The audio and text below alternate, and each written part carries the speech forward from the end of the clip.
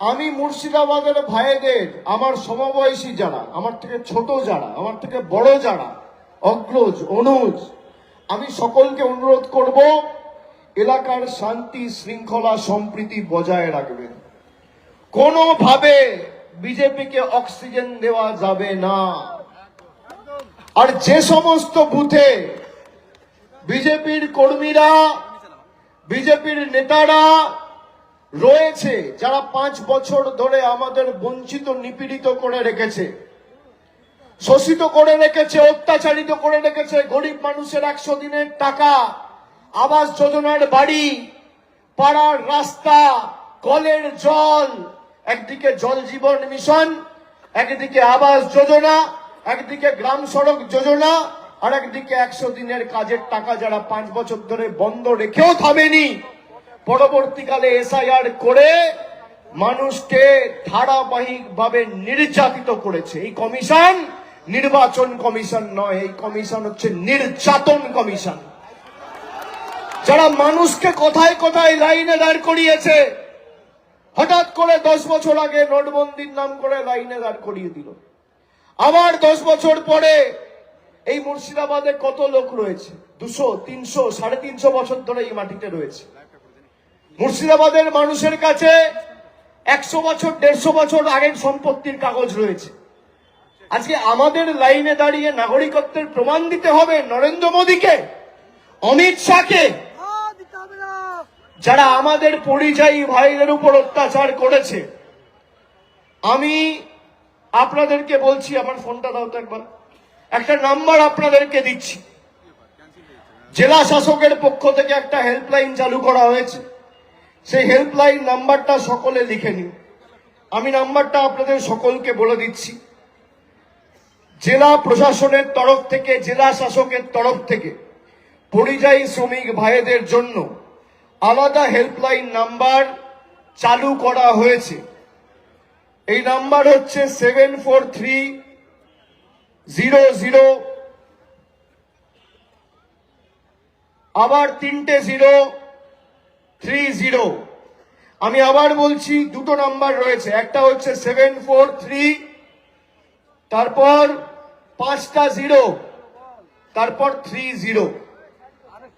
আর একটা নাম্বার হচ্ছে 91478888, তারপর 388, 9147888388, 9147, তারপর 3টে 8, তারপর 3, তারপর 2টো 8। এই নাম্বারে যদি কারোর কোনো অসুবিধা হয় সরাসরি যোগাযোগ করবেন। আমাদের প্রশাসন আপনাদের পাশে যা আইনি সহায়তা দরকার, আইনি সহায়তা প্রদান করে আপনাদের বাড়ি ফিরিয়ে আনার ব্যবস্থা করবে। কালকে বেলডাঙ্গার যে ঘটনা, আলাউদ্দিন শেখের যে ঘটনা, আমি শোনার পর সঙ্গে সঙ্গে ঝাড়খণ্ডে মুখ্যমন্ত্রীর কার্যালয়ে কথা বলেছি। আমি তাকে বলেছি, এই ঘটনার পিছনে যদি কেউ দায়ী থাকে আপনি তদন্ত করে তার বিরুদ্ধে ব্যবস্থা নেবেন। তারা আমাদের আশ্বাস দিয়েছেন যত দ্রুত সম্ভব রাজ্য পুলিশ প্রশাসন ঝাড়খণ্ডের কাজ করছে। কিন্তু আইন কেউ হাতে তুলে নেবেন না। আইন হাতে তুলে নিলে লাভ বিজেপির, লাভ এই গদ্দার গুলোর। আপনাদের এটা মাথায় রাখতে হবে, কারোর উস্কানিতে পা দেবেন না। এখানে ইউসুফ আছে, কালকেও আমাকে ফোন করে বলেছে আমি বেলডাঙ্গা যেতে চাই।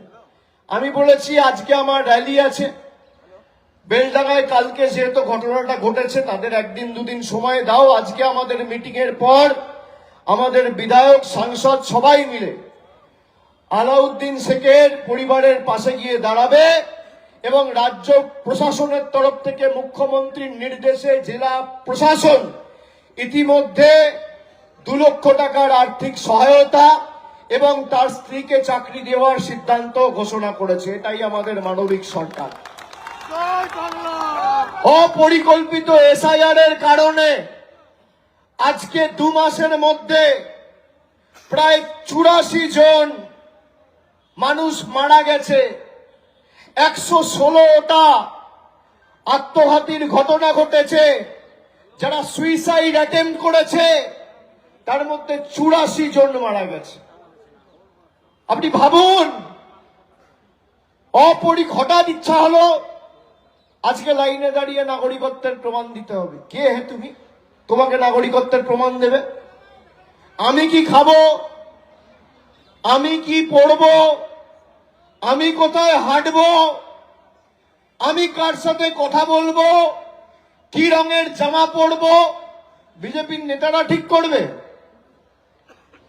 আপনি দেখেছেন বিজেপিকে গালাগালি দিয়ে গত 5 বছরে, 7 বছরে, 10 বছরে, 12 বছরে যবে থেকে মোদীর সরকার দেশ চালাচ্ছে, রাজ্য কংগ্রেসের কোন নেতা একটা সাংবাদিক বৈঠক করে এদের বিরুদ্ধে সরব হয়েছে?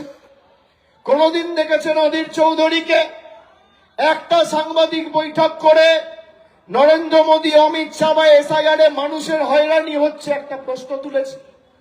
দেখেছেন কেউ? সকাল বিকেল তৃণমূল কংগ্রেস আর মমতা বন্দ্যোপাধ্যায়ের আমার বাব্বা পান্ত করে। আকাশ মেঘলা হলে মমতা ব্যানার্জি দায়ী, গরম বাড়লে মমতা ব্যানার্জি দায়ী, শীত পড়লে মমতা ব্যানার্জি দায়ী, পান থেকে চুন খসলে মমতা ব্যানার্জি দায়ী, বরফ গলে জল হলে মমতা ব্যানার্জি দায়ী, আলুর সাইজ ছোট হলে মমতা ব্যানার্জি দায়ী, পেঁয়াজ বাজারে না পাওয়া গেলে মমতা ব্যানার্জি দায়ী। আর যাদের কারণে আজ মানুষ নিপীড়িত, বাংলার 2 লক্ষ কোটি টাকা যারা আটকে রেখেছে, সেই মোদীকে কোনোদিন আক্রমণ এই কংগ্রেসের নেতারা করে না। খালি তো বিজেপি শাসিত রাজ্য নয়, কংগ্রেস শাসিত কর্ণাটকায়, তেলেঙ্গানায় বাঙালির উপর অত্যাচার হয়েছে। আমি 8 তারিখ মালদায় বৈঠক করেছি, সেখানে একজন উপস্থিত ছিল। তেলেঙ্গানার সরকার কোন রকম কোন সাহায্য সহযোগিতা করেনি। আমরা আইনি সহায়তা প্রদান করে তাকে বাড়ি ফিরিয়ে আনার ব্যবস্থা করেছি। নদিয়ার চাপড়ায় তার বাড়ি। মানুষ বিপদে পড়েছে, যদি পাশে কেউ দাঁড়ায়, তৃণমূল কংগ্রেস দাঁড়িয়েছে।